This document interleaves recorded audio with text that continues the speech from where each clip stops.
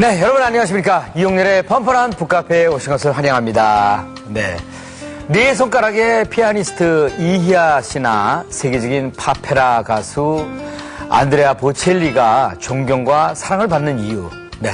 재능도 재능이지만 바로 장애를 극복하고 사람들에게 감동을 주기 때문일 텐데요.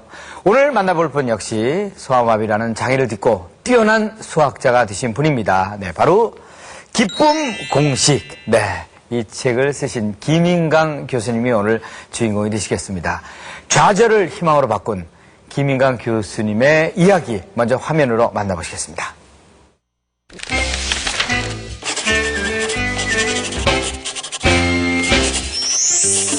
카이스트와 서울대를 거쳐 고등과학원의 교수로 재직 중인 김인강 교수.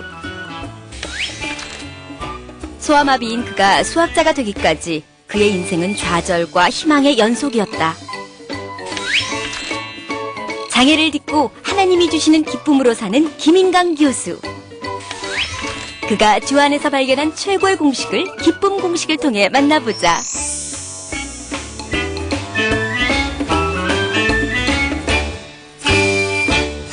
김인강 교수님을 모셨습니다. 환영합니다. 반갑습니다. 감사합니다. 이렇게 와주셔서 너무 고맙습니다. 정말 그야말로 드라마틱한 인생이 담겨져 있는 책이라고 볼 수 있습니다. 기쁨 공식. 그 인생이 이 안에 그대로 다 들어가 있는데, 어떻게 이 책을 내시게 된 계기부터 한번 들어보도록 할까요?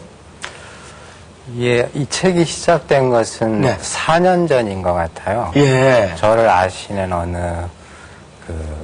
어느 분께서 제 이야기를 세상에 이렇게 공개함으로써 도움을 받을 수 있는 사람들이 분명히 있다. 그래서 또 위로도 필요한 사람들이 있고 또 격려, 또 용기를 북돋아 줄 수 있는 그런 이야기니까 책을 써보는 게 어떠냐 하시더라고요. 그래서 출판사에서 저한테 이렇게 연락이 왔었어요. 제가 뭐 한다 안 한다 말은 안 했고 제가 원고를 좀 써보겠다고 했어요. 그래서 제가 새벽마다 큐티할 때 제 이야기를 기억을 더듬어가면서 이렇게 조금씩 한 3, 4년 모은 것 같아요.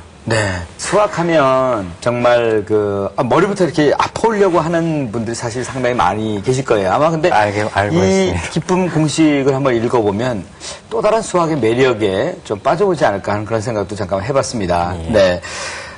조금 가슴 아픈 얘기부터 조금 얘기를 꺼내야 될 것 같은데, 어린 시절에 이제 소아마비 때문에 이제 걷지를 못하고 굉장히 고생을 많이 하고 그 때문에 너무 일찍 고독을 알았다고 이렇게 말씀을 하셨어요. 그때 얘기를 잠깐 해주세요.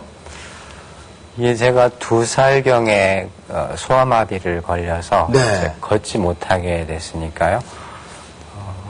부모님들은 밭에 일찍 일하러 나가시고 형 누나들은 학교 가고 또 제 또래 친구들은 이렇게 시골에서 뛰면서 놀아야 되니까 마을에 가서 놀고 그래서 주로 저 혼자 집에 있었고요. 집에서 키우는 뭐 닭이나 강아지 이런 아이들을 친구 삼아 또 형 누나들이 읽던 책이나 뭐 문학 작품, 소설 등을 읽으면서 책을 벗삼아 그렇게 혼자 많이 지냈고요. 심심하면은 어머니가 이렇게 밥 지으시거나 그럴 때 장작불도 옆에서 지켜주고 또 이렇게 메주콩이나 이런 콩 벌레 먹은 거 이렇게 가려주기도 하고 또 이렇게 담뱃잎 꼭지 질 때는 옆에서 도와서 짓기도 하고 그러면서 지냈던 것 같아요. 그리고 가족들 역시 교수님 이렇게 바라볼 때 굉장히 안타까웠을 것 같아요. 아버지는 어떠셨고 어머니는 또 어떠셨습니까? 안타까우셨겠죠. 제가 그 부모님의 마음을 어떻게 헤아리겠어요. 특히 어머니가. 아버님은 좀 남성적이셔서 술도 약주도 잘 하시고 또 좀 표현이 거치시고 또 당신이 험난한 생활을 하셨기 때문에 아마 아픈 자식을 보면서 저 아이가 앞으로 어떻게 세상을 펼쳐나갈까 아마 걱정을 많이 하셨을 거예요. 네. 그래서 그 걱정을 아마 거친 표현으로 약주 드시고 소리도 지르시고 네. 이렇게 발산하셨던 것 같고요.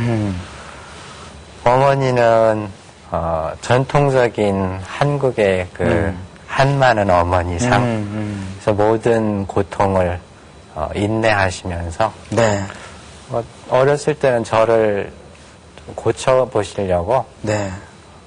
주위에 있는 모든 한의사들 또 읍내 병원들 또 멀리는 뭐 서울이나 또 저 남쪽에 있던 유명한 의사가 있다는 곳은 저를 업고서 이렇게 돌아다니시고 네. 그러셨죠.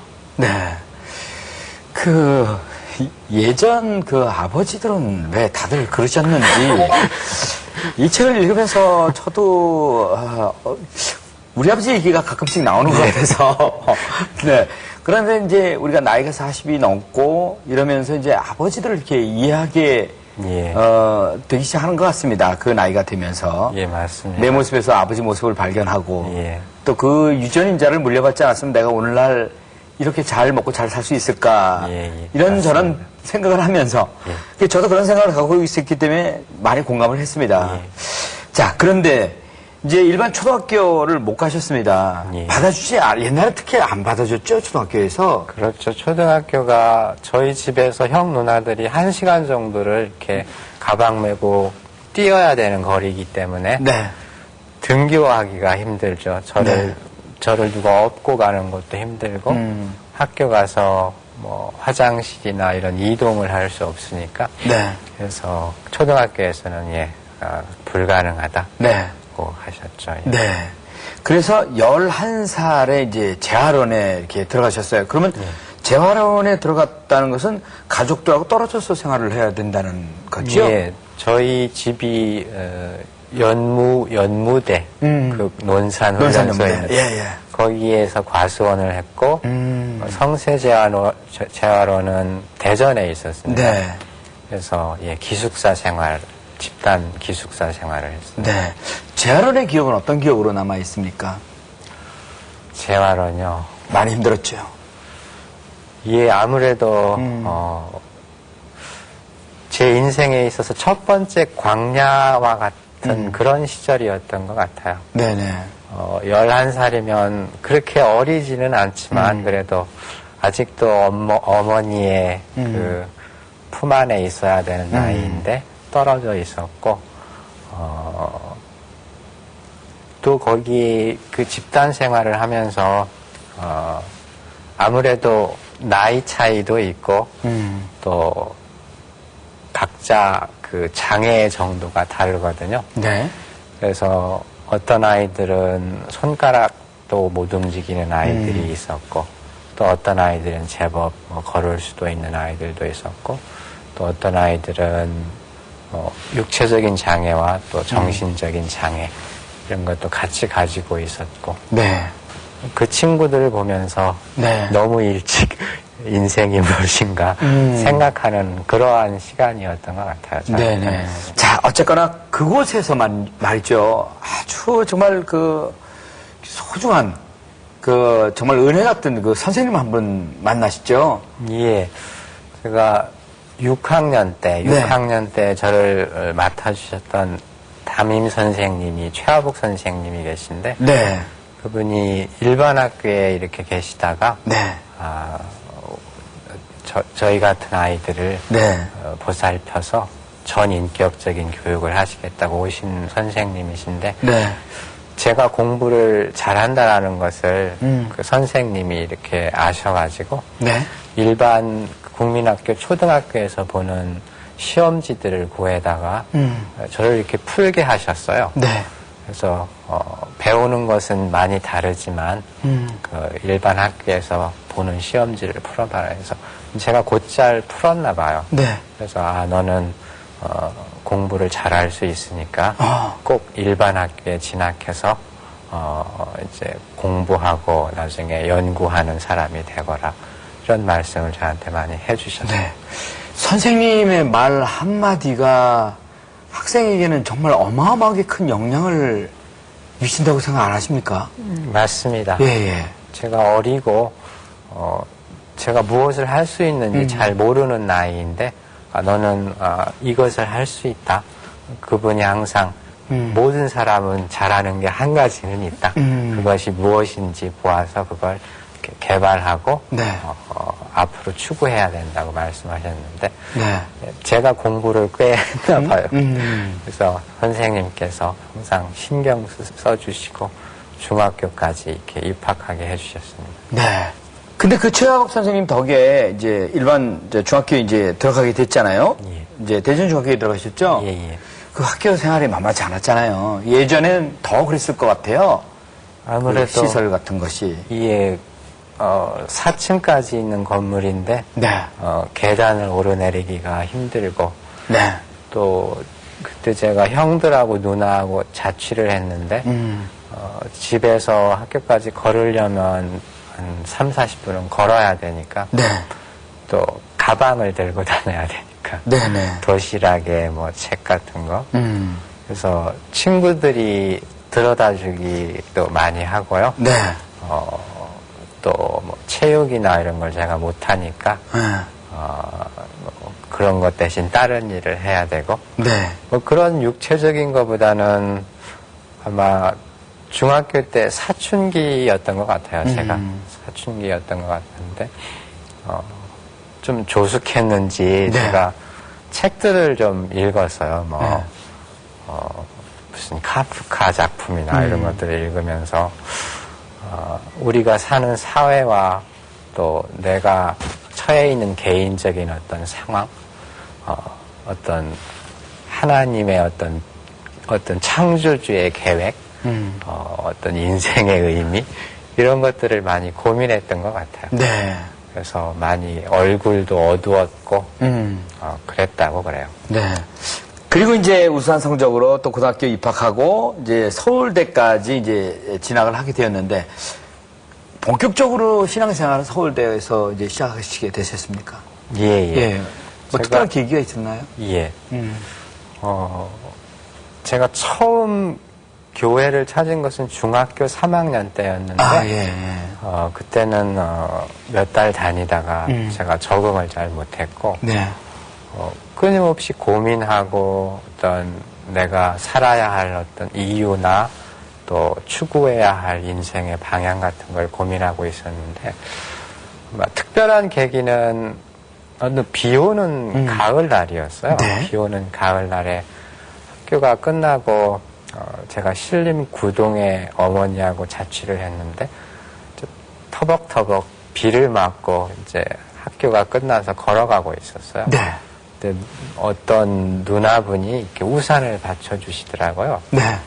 근데 이렇게 여자분이 쓰는 우산이 좀 작잖아요. 네. 그래서 곧바로 둘 다 이렇게 비가 젖기 젖죠. 예, 시작했어요. 그래서 저는 이미 젖었으니까 미리 가시라고 혼자 했더니 끝까지 저를 이렇게 우산을 받쳐주셨어요. 그래서 교문까지 걸어가는 것이 한 30분 정도 되는데 네. 그래서 교문 정도를 나서니까 그분이 혹시 하나님에 대해서 생각해 본 적이 있느냐고 말씀하시더라고요. 그래서 대화를 시작하면서 신림 구동까지 1시간여를 같이 걸어갔어요. 네. 걸어가서 그분이 집까지 바래다 주면서 우리가 일주일에 한 번씩 모여서 성경을 같이 읽고 토론하는 시간이 있는데 한번 참석해봐라. 네. 그래서 그 캠퍼스 선교단체인 ESF라는 곳이 있는데 네. 그래서 제가 처음으로 성경을 읽기 시작했습니다. 이 기쁨 공식이라는 책을 보면은 장애를 극복해 나가는 과정이 정말 눈물겹고 정말 이건 영화로 하나 나와야 되지 않나 하는 생각을 이렇게 해봅니다. 인간 승리라고 저는 이렇게 표현하고 싶은데 처음에는 이제 걸어 다니지를 못했잖아요. 예. 근데 그 걸어 다니는 과정, 이 목발을 짚게 되는 과정이 나오는데 그 짚는 과정도 그렇게 힘들더군요. 예. 네. 보통 소아마비가 걸리면 그 다리를 쓰지 않기 때문에 이렇게 몇 년 정도 놔두면 근육이 다 손상이 돼서 네. 이렇게 굽어져요, 다리가. 그래서 다리에 힘이 없기 때문에 거기에 이제 이렇게 보조기를 끼워서 네. 일어나야 되는데 그러려면 이제 다리를 펴야 되거든요. 네. 근데 옛날에는 제가 재활원에 있을 때 이렇게 등치 좋으신 두 분이 한 분은 저의 팔과 어깨로 잡고 그다음에 한 분은 제 다리를 이렇게 눌러서 핀 거예요. 피셨어요. 그러니 얼마나 아팠어. 예, 그게 너무 힘들었어요. 아팠죠. 네네. 그런데 이제 그거를 극복해 나가지 못하면 이제 휠체어를 타야 예. 된다고 표현하셨어요. 그렇습니까? 예. 예. 일어서지 못하면, 목발을 짚지 못하면 휠체어를 타야 되죠. 네네. 근데 휠체어를 타면 세상에 갈 수 있는 곳이 많지 않습니다. 그리고 지금은 이제 운전도 하시잖아요. 예, 운전도 네. 합니다. 그 목발을 짚고 다니면서 얼마나 많은 그 거리와 얼마나 많은 그 학교를 왔다 갔다 이렇게 했겠습니까? 근데 참 그 하나 제가 이렇게 감명 깊게 하나 본 것이 뭐냐면요. 그 학기 초에 그 가방을 들어달라고 학생한테 부탁을 했어요. 예. 가방 좀 들어주실래요? 했는데 대부분의 많은 학생들은 기꺼이 가방을 들어주는데 한 학생이 이런 거 스스로 해결하시죠.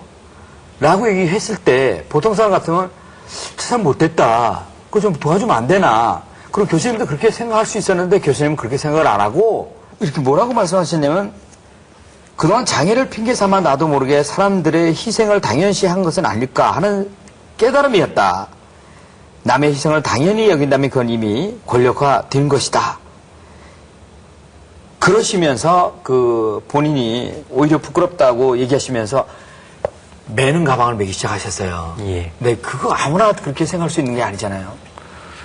뭐 서운한 느낌이 들 수도 있었죠. 친구끼리 강의실 좀 옮겨가는데 이거 못 들어줄까. 네. 제가 생각해 보니까 그 친구가 평생 저의 가방을 들어줄 수는 없잖아요. 그리고 저희 어머니가 평생 제 옆에 계실 것도 아니고 네. 언젠가는 저 혼자 스스로 가방을 메고 스스로 세상을 향해서 걸어 나가야 되겠다. 네. 그 친구의 어떤 따가운 그 질책이 저한테는 큰 도움이 됐어요. 네. 내가 할 수 있는 방법을 찾아야 되겠다. 네. 이렇게 들고 다니는 것이 불편하면 등에 짊어지는 것을 사서 다녀야 되겠다. 네. 그 뒤로는 훨씬 강의실 이동하는 게 네. 아무래도 편했죠. 아, 그렇습니까? 예. 그리고 이제 몸이 불편한 상황에서도 이 유학이라는 게 말이죠. 이게 굉장히 큰 용기였을 것 같은데. 네. 3학년 때 기도하고 또 성경을 읽고 책을 읽으면서 네. 내가 무엇을 하고 싶을까? 내가 잘 할 수 있는 것이 공부이고 또 젊은이들에게 바른 꿈과 또 위로와 바른 인생관을 심어주고 싶다라는 결심을 했어요. 네. 그래서 학교에 남아야 되겠다. 네. 그러려면은 공부도 더 많이 하고 또 이 꿈을 이루기 위해서는 외국에 가서 내가 모르는 수학도 많이 배워오고 네. 그 사람들의 문화도 배워야 되겠다. 네. 그런 생각을 4학년 때 하고서 준비를 하기 시작했습니다. 네네. 물론 어머니가 좀 너무 걱정을 많이 하셨죠. 여태까지는 빨래 해주시고 밥 차려주시고 그랬는데 그 머나먼 길에 어떻게 혼자 그 길을 헤쳐갈 수 있겠니? 근데 제 인생을 언젠가는 제가 헤쳐나가야 하기 때문에 네. 걱정하시지 마세요. 제가 할 수 있습니다. 그래서 결심하고 떠났던 것 같아요. 네네.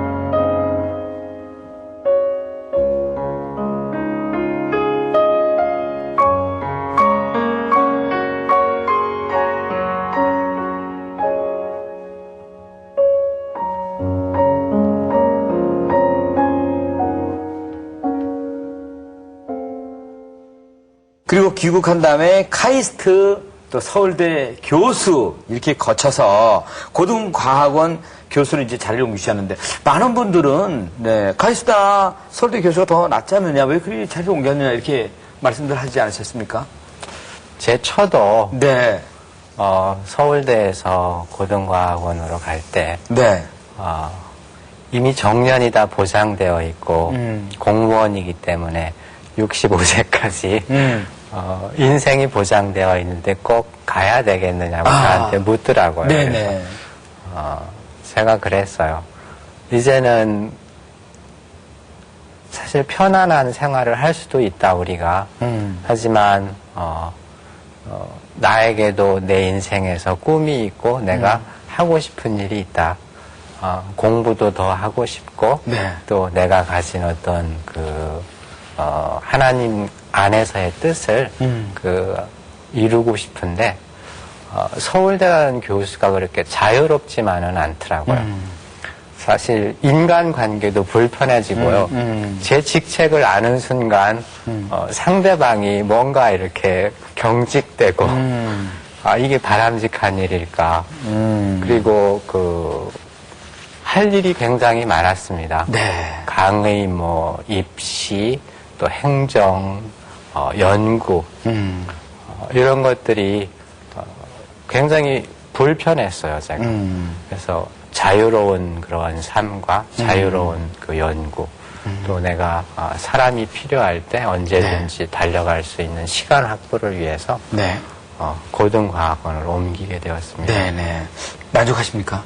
예, 아주 만족하고 있습니다. 예. 그러시군요. 네. 이 책 끝자락에 가면요. 예. 수학에 대한 얘기가 아주 어려운 얘기들이 나옵니다. 저 한 3분의 2 정도로 굉장히 재밌었습니다. 죄송합니다. 러브스토리도 나오고 말이죠. 영화의 한 장면처럼 막 기가 막히게 아까 얘기하신 비가 쫙쫙쫙 오는데 누나가 이렇게 우산 받쳐주고 이런 걸 말이죠. 그 영화 장면처럼 막 생각나는데 조금 이렇게 가니까 내가 한 페이지를 읽고 나서 내가 지금 딴 생각하고 읽었나? 그걸 다시 읽었습니다. 그런데도 또 이해가 안 돼서 막 자책하기 시작했습니다. 굉장히 어려운 부분들이 이렇게 많이 나오는데 수학은 하나님의 크심을 경험하는 통로다 이렇게 표현을 하셨어요. 네, 어떤 얘기인지요? 수학 문제를 풀려면 몇 년씩 걸려요. 3년도 걸리고 4년도 걸리고 그걸 풀기 위해서 밤낮으로 생각을 합니다. 네. 밥 먹으면서 자면서 TV 보면서 산책하면서 네. 그런 것을 느껴요. 개인적으로는. 내가 정말 하나님이 창조하신 이 창조의 비밀과 그 우주의 비밀의 끝자락을 발견하는데 너무나 시간도 많이 걸리고 노력도 많이 드는 정말 작은 존재구나. 개인적으로는 그렇게 하나님을 제가 배워갑니다. 예, 잘하셨습니다. 오늘 즐거움과 더불어서 참 어려웠던 그 과정들을 이렇게 또 다 지난 일이라고 또 이렇게 웃으면서 또 이렇게 많이 얘기를 해주셔서 대단히 감사합니다. 자, 그럼 이쯤에서 김인강 교수님의 일상을 잠시 보고 그리고 얘기를 계속 나누도록 하겠습니다. 네, 보시겠습니다.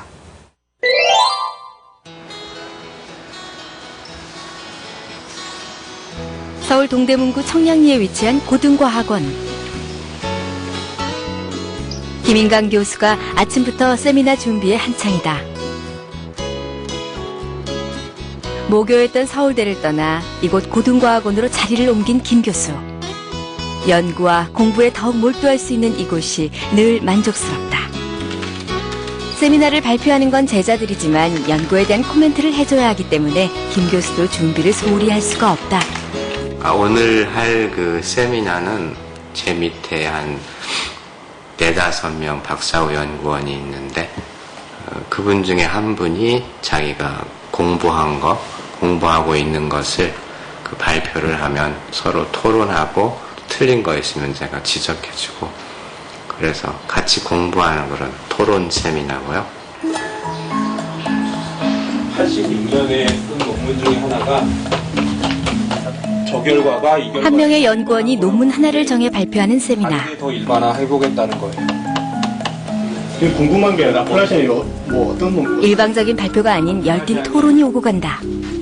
보통 매니폴드가 있으면 리마니안 매니폴드가 있으면 걔를 디터민을 하는데 폼으로 보내지. 세계적인 수학자들을 꿈꾸는 이들. 작은 규모의 세미나지만 이들의 눈빛은 예사롭지 않다. 학문적으로도 좀 많이 뛰어나셔서 좀 같이 세미나 같은 거 하다 보면 좀 예리하게 지적해 주시는 것도 많고요. 신앙적으로도 좀 충분히 모범이 되는 생활을 하고 계신 것 같아서 그렇게 살아야겠다는 생각은 많이 하고 있습니다. 세미나 후 제자들과 식당으로 자리를 옮기는 김 교수.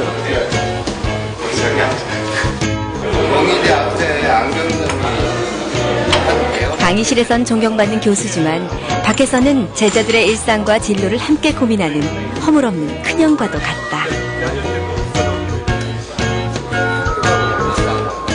나로 인하여 위로도 받고 희망도 전해줄 수 있는 그런 사람.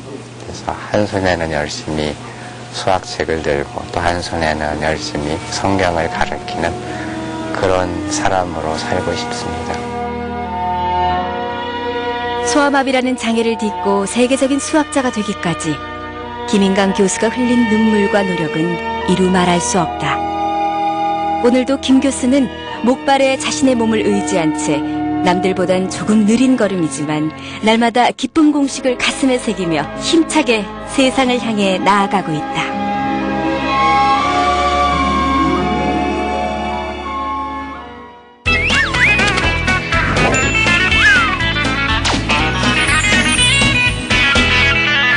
자, 이번에 이 책을 이미 읽으신 분이 보내주신 질문을 잠깐 소개해 드리도록 하겠습니다. 네, 보시겠습니다. 네. 자, 먼저, 네. 이건 이제 저도 굉장히 궁금한 건데, 첼리스트 아내와의 만남도 한편의 영화 같은데요. 얼굴도 모르는 상태에서 어떻게 그렇게 오랫동안 편지만 주고받을 수 있었을까? 정말 신기합니다. 두 분의 결혼 스토리 좀 더 자세히 들려주세요. 감사합니다. 네. 처음 소개를 받은 건 저와 제 철을 동시에 아는 어떤 그 서클 그 선배 누나께서 유학 생활이 힘드니까 서로 격려하면서 편지를 해라.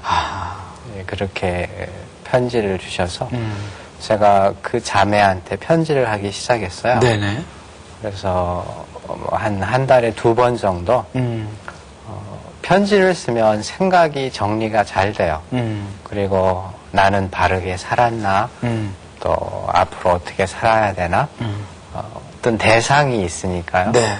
그래서 내 생각도 정리하고 나를 되돌아보고 또 그러면서 위로도 받고 그래서 그 자매한테 아주 순수한 마음으로 편지를 썼습니다. 네.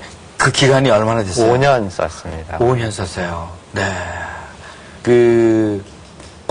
파리에서 만났던가요? 예, 그 5년. 첫 만남이? 첫 만남이 95년. 네네. 95년 제가 파리 학회가 있었어요. 네. 그래서 5년 동안 편지를 했는데 네.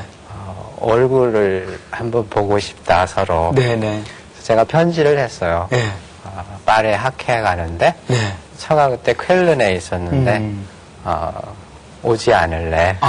네. 그래서 크리스마스경이었는데 네. 처음 만났어요. 첫인상이 어땠습니까? 인상이 굉장히 유머스럽고요. 집사님처럼. 또 그거 100점인데. 그래가지고요. 유머스럽고 포근해요. 포근하고 이렇게. 그래서 편했습니다, 네. 인생. 처음 본 순간 일생을 같이 할 사람이다. 라는 생각이 들었습니까? 글쎄요, 너무 인상도 좋고 편안한 마음이라 네. 그런 생각을 하기는 했죠. 앞으로 우리가 같이 인생을 가는 것이 하나님의 축복이 아닐까 하는 생각을 했습니다. 그쪽도 크리스천 집안 예, 있던가요? 교회를 다니는 예. 근데 어머님만 장모님만 다니시고 예. 장인어른은 아직도 네. 지금 현재도? 현재도 안 다니고 네, 또 할 일이 또 남아 계시군요. 네. 하나만 더 여쭤볼게요. 프로포즈는 언제 했습니까? 그 뒤로? 그 뒤로 제가 미국으로 돌아가고 나서 아주 긴 편지를 썼던 것 같아요. 한 10장 정도 되는 편지를 아마 제 어렸을 때 이야기부터 시작해서 나는 누구인가 그리고 이런 사람이었고 또 어떤 환경에서 자랐으며 어떻게 하나님을 알게 됐고 앞으로 어떤 삶을 살고 싶은데 희령자매님은 같이 가시겠습니까? 그런 편지를 썼던 것 같아요. 네네. 제가. 그게 이제 프로포즈의 편지네요. 예, 그렇죠. 답이 뭐라고 왔습니까? 그때 저한테 답을 안 했던 것 같아요. 처가 아마 여러 가지 생각을 많이 했던 것 같아요. 네네. 부모님 허락이라든가. 예, 부모님 허락이나 또 앞으로 자기가 헤쳐나가야 할 네네. 일들. 그래서 한국에 둘 다 거의 동시에 귀국을 했는데 96년도 가을에 귀국을 하고 나서 네. 그때 이제 그래 결혼을 하자. 네. 그리고서 이제 부모님을 찾아뵙자. 네, 그렇게 그 부모님의 허락을 받고. 예, 네. 부모님의 허락을 받고 네. 98년도에 저희가 결혼을 했습니다. 네. One thing I desire, one thing I see, to gaze upon your beauty and your majesty. God of my salvation. 장애를 갖고 있는 11살 아들을 둔 엄마입니다. 교수님 책을 읽으면서 훗날 우리 아들도 교수님처럼 되면 얼마나 좋을까 생각이 들었습니다. 하지만 교수님, 현실을 보면 앞이 깜깜합니다. 아들에게 꿈을 가져라 말하는 게 쉽지 않습니다. 어떻게 아이를 키워야 할까요? 교수님의 한 말씀이 큰 힘이 될 것 같습니다. 아마 이렇게 생각하시는 분이 상당히 많이 계실 거라고 생각됩니다. 네. 어떻습니까? 그 아이가 장애가 있다, 즉 일반 사람하고 다르다라는 것을 직시하셔야 됩니다. 네. 뭐 어떤 동정이나 이런 그 연민의 어떤 정이 아닌 네네. 너는 다르다라는 것을 직시해야 됩니다. 그리고 그 인생을 남과 비교하지 말고 다리가 불편하든 팔이 불편하든 그것이 너에게는 너무나 소중하고 또 거룩한 네. 하나님이 너에게만 주신 그러한 인생이다라는 것을 꼭 깨우쳐 주셔야 합니다. 네네. 그래서 불행은 사실 비교에서 시작되거든요. 네. 왜 나는 남보다 못할까? 그래서 절대 비교하지 않도록 네. 내가 가진 것이 이것뿐이다. 이 가진 것을 가지고 내가 어떻게 앞으로 살아갈까를 분명히 가르쳐 주셔야 합니다. 네. 그래서 그 아이가 무엇을 할 수 있는지, 어떤 것을 잘 할 수 있는지, 또 무엇을 하면 행복해 하는지를 분명히 발견하셔서 그 소질을 계속 포기하지 마시고 개발하시면 아마 후회하지 않는 그 즐거운 인생을 살 것이라고 저는 확신합니다. 네, 네, 감사합니다.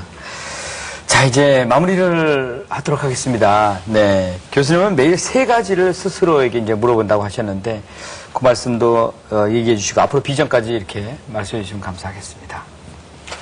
이게 제가, 새벽에 큐티를 하면서 묻는 것은, 3가지입니다. 첫째로 제가 거룩한 삶을 사는가, 하나님 앞에서 내가 거룩한가. 또 2번째로는 내 주위에 있는 사람들에게 내가 흠없는 자로 서 있는가, 나는 윤리적인 삶을 살고 있는가. 또 마지막으로 하나님이 저에게 하라고 하신 작은 일들, 내 삶의 아주 작은 일들에 나는 충실하고 있는가. 너무 큰 비전 앞에 말만 앞세우고 하고 있지는 않는가. 매일 일상을 점검하고 있습니다. 뭐 비전이라면 큰 비전은 제가 없고요. 저는 수학자이기 때문에 수학 공부, 수학 연구를 열심히 하고 거기에서 또 새로운 좋은 그 공식들을 발견해내고 또 하나님을 믿는 신앙인이기 때문에 하나님의 자녀로서 항상 성경을 가르치며 또 청년들에게 본이 되는 그러한 교수로서 저의 삶을 거룩하게 작은 일에 충실하며 사는 그러한 사람으로 평생을 살도록 하겠습니다. 네네, 감사합니다. 책을 처음에 읽으면서 너무 고생을 많이 하고 그냥 장애를 딛고 그 일어서는 과정이 너무 힘이 많이 들어서 오늘 그 진행하기에 좀 힘들지 않을까 하는 생각을 잠깐 했었습니다만 그렇게 밝게 이렇게 인터뷰에 응해주시고 네, 토크에 임해주셔서 정말 감사합니다. 네, 감사합니다. 네. 그리고 운동 모습이 너무 아름답습니다. 이쁘고. 저는요. 집사님도 네, 너무나 아름다우십니다. 감사합니다. 한 손에는 성경, 한 손에는 수학책을 든 김인강 교수님. 교수님께 장애는 절대 좌절의 이유가 될 수 없었는데요. 어려움의 순간마다 하나님을 의지했던 모습이 저뿐만 아니라 많은 시청자분들께도 큰 은혜가 된 시간이 아니었을까 싶습니다. 자, 이용렬의 펀펀한 북카페 늘 여러분께 활짝 열려 있습니다. 저희 홈페이지 들어오시는 방법, 네, 역시 아래 자막으로 안내되고 있지요. 방송 소감이나 추천 도서 올려주시는 분들께 추첨을 통해서, 네, 여기 기쁨 공식, 네, 이 책을 선물로 드리도록 하겠습니다. 자, 이번에는 이 책 중에서 가장 애착이 가는 한 구절 직접 김인강 교수님의 낭독으로 들어보면서 오늘 이용렬의 펀펀한 북카페 여기서 마치겠습니다. 저는 다음 주에 재밌고 유익한 책으로 여러분 찾아뵙겠습니다. 오늘 귀한 말씀 대단히 감사합니다. 고맙습니다. 종종 우리가 왜 고난을 겪는지 알 수 없을 때가 많다. 나는 아픔을 겪으면서 하나님은 고통이 어디에서 오는지 설명하기 전에 우리와 함께 고통에 참여하신다는 걸 알았다. 나와 함께 앰뷸런스에 계셨고, 나와 함께 응급실에 누워 계셨고, 나와 함께 수술대에 오르셨고, 나와 함께 뼈가 어그러지는 고통의 밤을 지새우셨다. 내 곁에 서서 나보다 더 아파하시는 엄마를 볼 때마다 하나님의 사랑을 함께 느꼈다. 하나님은 이 세상을 아무 흠없는 낙원으로 만들기 위해 전능의 막대기를 휘두르기보다는 스스로 연약해지고 겸손해지셨다. 인간의 고통을 함께하는 하나님의 거룩한 참여하심은 영원하다. 왜냐하면 하나님은 그리스도 예수라는 현재의 모든 영원함을 끌어안으셨기 때문이다.